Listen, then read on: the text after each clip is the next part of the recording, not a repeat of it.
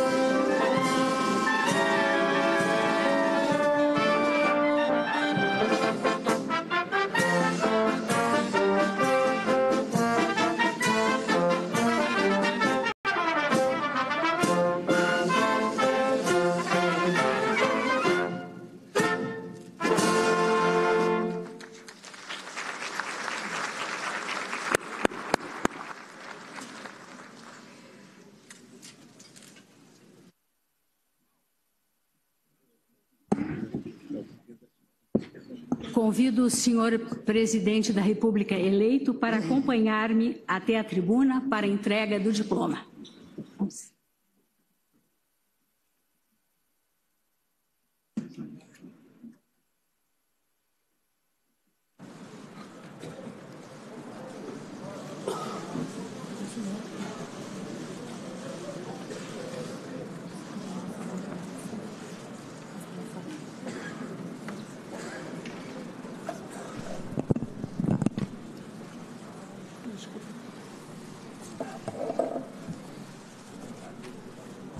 Procedo à leitura do inteiro teor do diploma para conhecimento geral.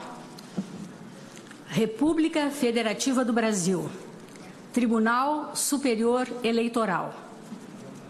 Pela vontade do povo brasileiro expressa nas urnas em 28 de outubro de 2018, Jair Messias Bolsonaro, candidato pela coligação Brasil acima de tudo, Deus acima de todos, PSL-PRTB, foi eleito presidente da República Federativa do Brasil. Em testemunho deste fato, a Justiça Eleitoral expediu-lhe este diploma, que o habilita à investidura no cargo perante o Congresso Nacional em 1º de janeiro de 2019, nos termos da Constituição.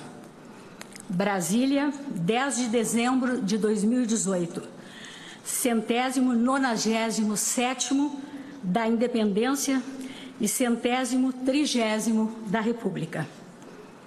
Ministra Rosa Weber, presidente. Muito obrigado. É isso aí.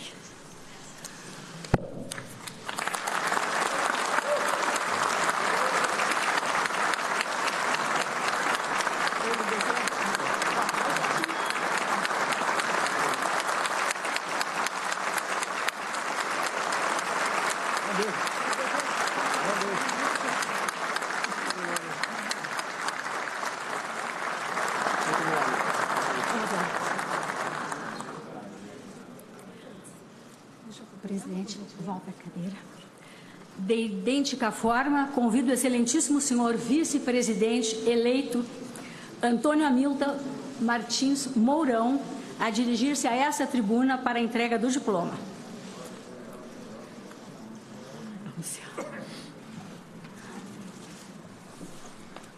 Da mesma forma, faço a leitura do inteiro teor do diploma para conhecimento geral.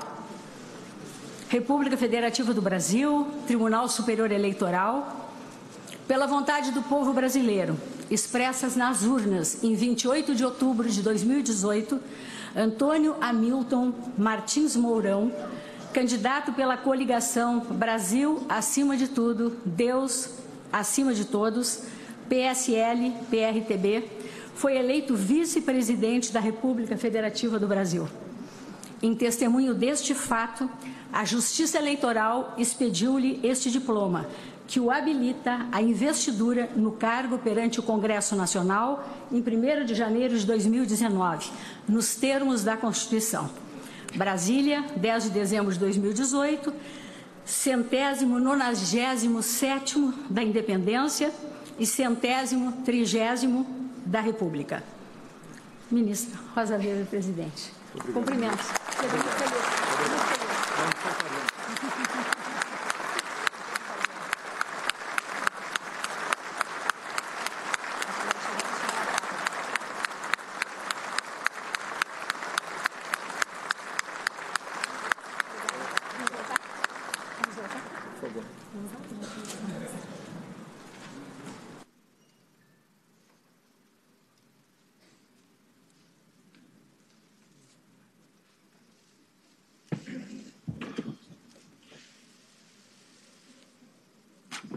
Agora é sua vez. Para lá. Passo a palavra ao excelentíssimo senhor presidente da República eleito, Jair Messias Bolsonaro.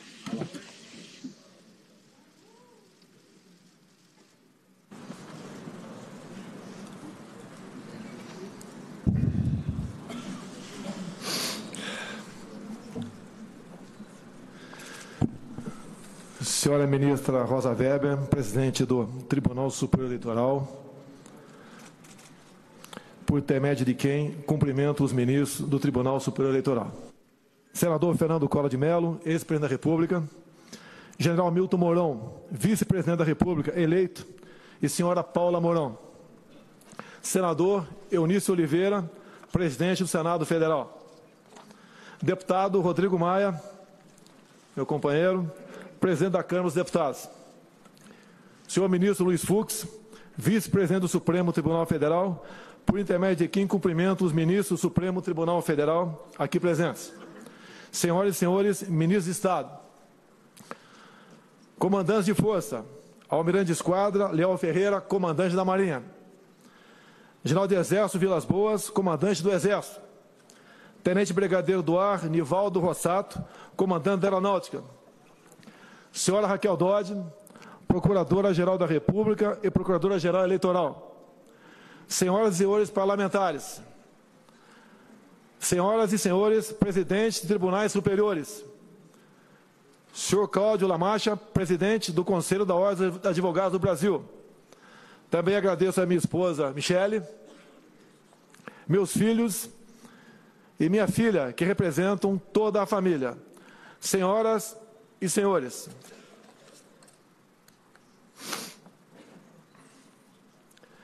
em primeiro lugar, eu quero agradecer a Deus por estar vivo e também agradecer a Deus por essa missão à frente do Executivo. Tenho certeza que ao lado dele venceremos os obstáculos. Parabenizo aqui a família da Justiça Eleitoral pelo extraordinário trabalho realizado nas eleições de outubro do corrente ano. A cada um de vocês, integrantes do TSE, dos Tribunais Regionais Eleitorais, das Forças Armadas e do Serviço Exterior Brasileiro, mesários, voluntários e tantos outros cidadãos que participaram das eleições, expresso meu muito obrigado e o meu reconhecimento por essa demonstração de civismo e amor ao Brasil. Hoje, eu e meu contemporâneo, general Hamilton Mourão, recebemos os diplomas que nos habilitam à investidura nos cargos de presidente e vice-presidente da República. Trata-se do reconhecimento de que o povo escolheu seus representantes em eleições livres e justas, como determina a nossa Constituição. Não poderia estar mais honrado com a confiança demonstrada pelo povo brasileiro. Essa vitória não é só minha. O caminho que me trouxe aqui foi longo e nem sempre foi fácil. Durante a minha vida pública, como militar, vereador e deputado federal, sempre me pautei pela defesa dos valores da família, pelos interesses do Brasil e pela soberania nacional. Orientei a plataforma da minha campanha à Presidenta da República pela defesa desses valores. A todos aqueles que me apoiaram e que confiaram em minha capacidade de lutar em favor do Brasil, o meu muito obrigado. Agradeço com carinho a minha família, a minha mãe Olinda, ainda viva, com 91 anos de idade, minha esposa Michele, meus filhos Flávio, Carlos, Eduardo, Renan e a minha querida filha Laura. Nada disso teria sido possível sem o amor e o apoio incondicional de vocês. Agradeço também a todos que acreditaram e que estiveram comigo desde o início da minha trajetória, nos momentos felizes, mas, sobretudo, nos momentos difíceis. Essa vitória é de todos nós. Agradeço muito especialmente aos mais de 57 milhões de brasileiros que honraram com o seu voto. Aos que não me apoiaram, peço sua confiança para construirmos juntos um futuro melhor para o nosso país. A partir de 1º de janeiro, serei o presidente dos 210 milhões de brasileiros. Governarei em benefício de todos, sem distinção de origem social, raça, sexo, cor, idade ou religião.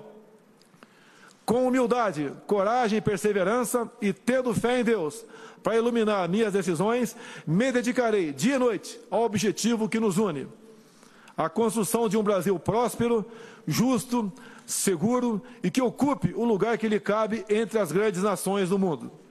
Esse é o nosso norte. Esse é o nosso compromisso.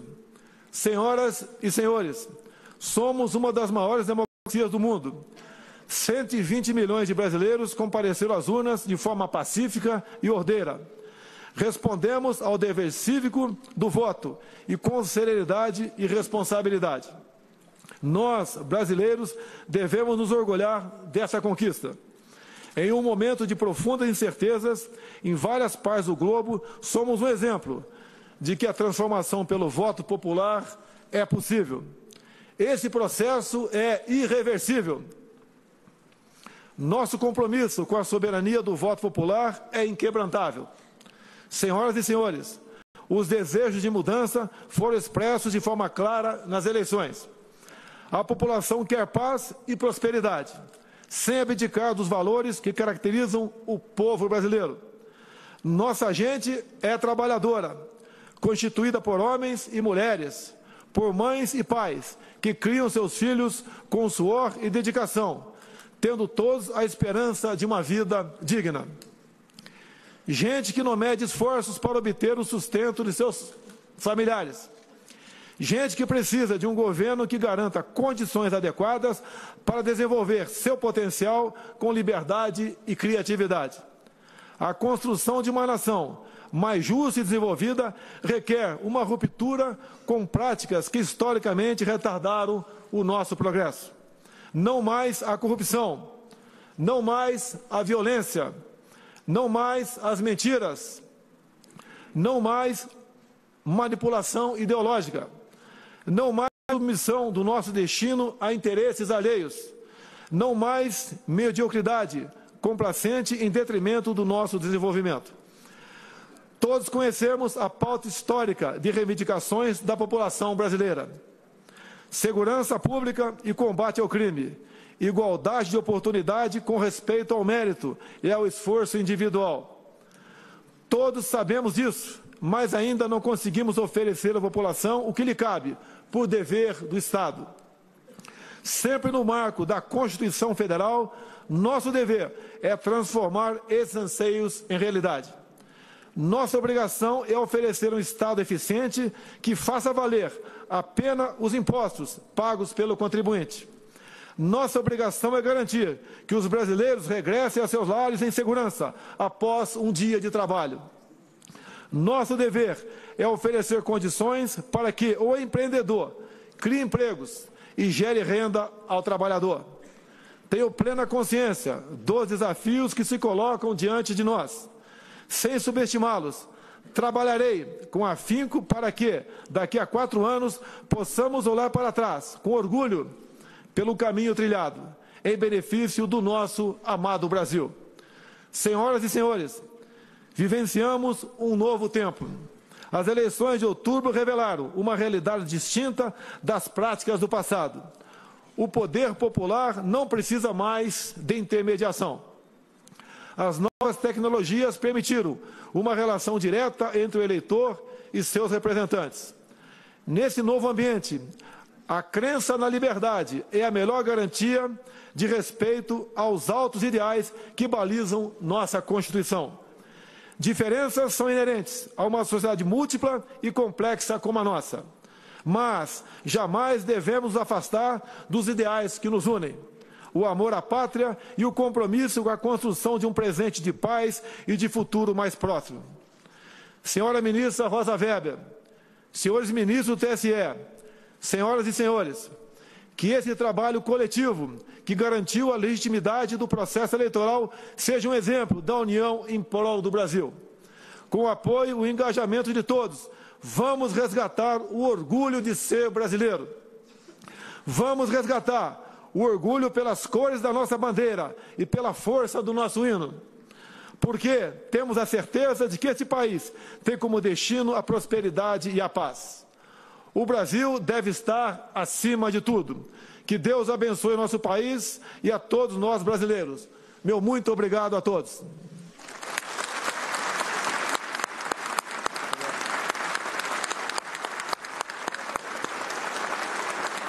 Aí o discurso do presidente eleito Jair Bolsonaro, destacando alguns pontos, o agradecimento à família, aos eleitores, o pedido de união e na expectativa de que em 4 anos tenha orgulho do trabalho que foi realizado.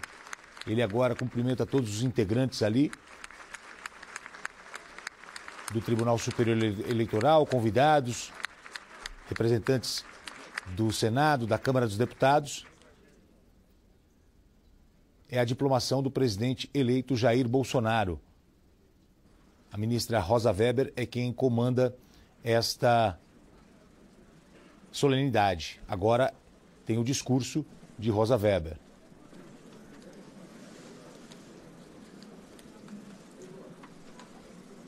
Cabe-me, neste momento, proferir algumas palavras em nome da Corte.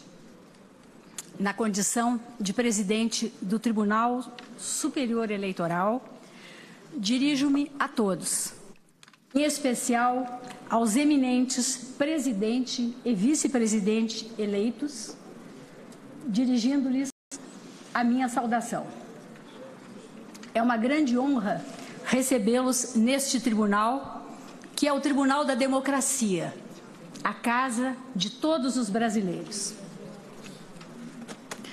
Mais do que simples solenidade, esta é uma cerimônia em que se celebra a vitória do princípio democrático, cuja essência reside na consagração da vontade popular majoritária a conferir aos vencedores das eleições de 2018 a unção da legitimidade política que os qualifica a serem diplomados pelo Tribunal Superior Eleitoral como presidente e vice-presidente da República Federativa do Brasil. Este, portanto, é um momento de particular significação histórica, pois a diplomação dos candidatos vencedores em eleições livres traduz um gesto de reverência ao soberano pronunciamento do povo e atesta a superioridade da ordem constitucional, cuja primazia incumbe à Justiça Eleitoral sempre fazer prevalecer no desempenho da sua missão.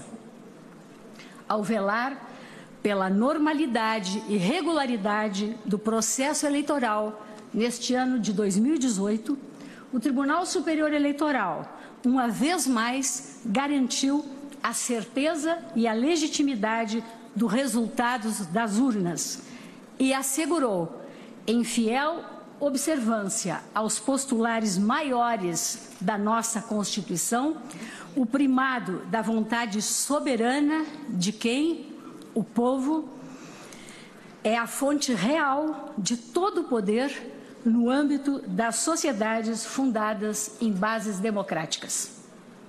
Os diplomas que este Tribunal Superior Eleitoral conferiu, a par da beleza intrínseca que ostentam, confeccionados com esmero pela Casa da Moeda do Brasil, valem, sobretudo, pelo valor imaterial de que simbolicamente se revestem, enquanto retratam a vitória dos escolhidos nas urnas e constituem a expressão da vontade popular que nelas foi democraticamente manifestada com absoluta segurança e total lisura. Mais uma vez, o Brasil, em regime de normalidade institucional, escolheu seus representantes por meio do sufrágio direto e igualitário em eleições cuja periodicidade merece incondicional respeito, para que rupturas com desprezo à ordem constitucional não interrompam o processo democrático.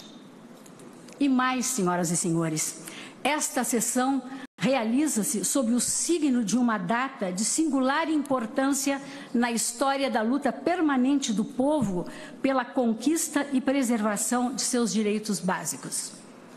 Refiro-me ao Dia Mundial dos Direitos Humanos, hoje celebrado. Há exatos 70 anos, precisamente em 10 de dezembro de 1948, a Terceira Assembleia Geral das Nações Unidas, reunida extraordinariamente em Paris, promulgou a Declaração Universal dos Direitos da Pessoa Humana, que o Brasil subscreveu, a proclamar, já em seu preâmbulo, que o reconhecimento da dignidade inerente a todos os membros da família humana e dos seus direitos iguais e inalienáveis constitui o fundamento da liberdade, da justiça e da paz no mundo. Também neste ano de 2018 se comemoram os 70 anos da Declaração Americana dos Direitos e Deveres do Homem, aprovada na 9ª Conferência Internacional Americana, em Bogotá, em abril de 1948. Documento revestido de inexcedível relevo no contexto do sistema interamericano em que nos inserimos, a antecipar de modo significativo, em 8 meses, a consagração em nível global dos direitos humanos no âmbito das Nações Unidas. Nele proclamou-se que todos os seres humanos nascem livres e iguais em dignidade e direitos, sem distinção de raça, língua, crença, origem nacional, orientação sexual, identidade de gênero ou qualquer outra condição. Porque nunca nos esqueçamos, os direitos fundamentais da pessoa humana, além de universais, são essencialmente inexauríveis. Esses importantes estatutos das liberdades públicas reverberaram em conjuntura histórica de tempos especialmente sombrios a repulsa à degradação da condição humana e as atrocidades que delas sempre decorrem, em respeito à necessidade de fazer prevalecer a ideia essencial de que cada indivíduo é detentor de igual dignidade e senhor de direitos e liberdades inalienáveis, entre os quais o direito à vida, o direito à liberdade, o direito à segurança em sua projeção global e o direito a ter direitos. É o que solenemente estampa o artigo 1º da Declaração Universal das Nações Unidas, que hoje, repito, completa 70 anos. Todas as pessoas nascem livres e iguais em dignidades e direitos. São dotadas de razão e consciência e devem agir em relação umas às outras com espírito de fraternidade. E quando o que reconheceu com primazia, quase nesses mesmos termos, a Declaração Americana de abril do mesmo ano de 1948.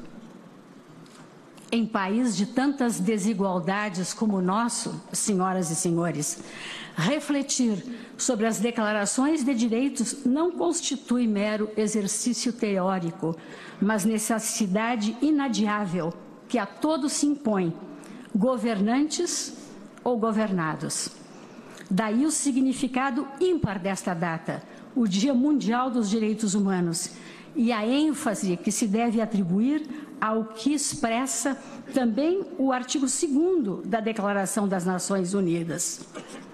Toda pessoa tem capacidade para gozar os direitos e as liberdades estabelecidos nesta declaração, sem distinção de qualquer espécie, seja de raça, cor, sexo, língua, religião, opinião política ou de outra natureza, origem nacional ou social, riqueza, nascimento ou qualquer outra condição.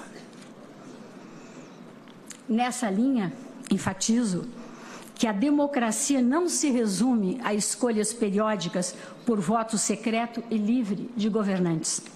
Democracia é também exercício constante de diálogo e de tolerância, de mútua compreensão das diferenças, de sopesamento pacífico de ideias distintas, até mesmo antagônicas, sem que a vontade da maioria, cuja legitimidade não se contesta, busque suprimir ou abafar a opinião dos grupos minoritários, muito menos tolher ou comprometer-lhes os direitos constitucionalmente assegurados. Em uma democracia, senhoras e senhores, maioria e minoria, como protagonistas relevantes do processo decisório, hão de conviver sob a égide dos mecanismos constitucionais destinados à promoção do amplo debate, sem pré-compreensões estabelecidas nos foros políticos e sociais adequados. Mais do que isso, a todos os cidadãos, sem qualquer exclusão, se assegura um núcleo essencial de direitos e garantias que não podem ser transgredidos nem ignorados pelas instâncias de poder, nem pelas instituições da sociedade civil, pelo simples fato de não refletirem, em um dado momento histórico, a vontade dos grupos majoritários. Vale insistir, senhoras e senhores, na asserção de que o princípio democrático, expressão vital de nossa crença inabalável na autoridade da Constituição da República, reside não só na observância incondicional da supremacia da ordem jurídica, mas também no respeito às minorias, em especial aquelas estigmatizadas pela situação de vulnerabilidade em que injustamente se acham expostas. Em uma república democrática, a Constituição e as leis a todos irmanam, nivelam e igualam, como lapidarmente observou João Barbalho, eminente ministro do Supremo Tribunal Federal e integrante do Congresso Constituinte de 1890-1891. Os sistemas de governo constituem, sem dúvida alguma, modelos em permanente evolução. As reformas políticas, por isso mesmo, hão de ser implementadas sempre com o elevado propósito de aperfeiçoamento das instituições da República, jamais com o intento menor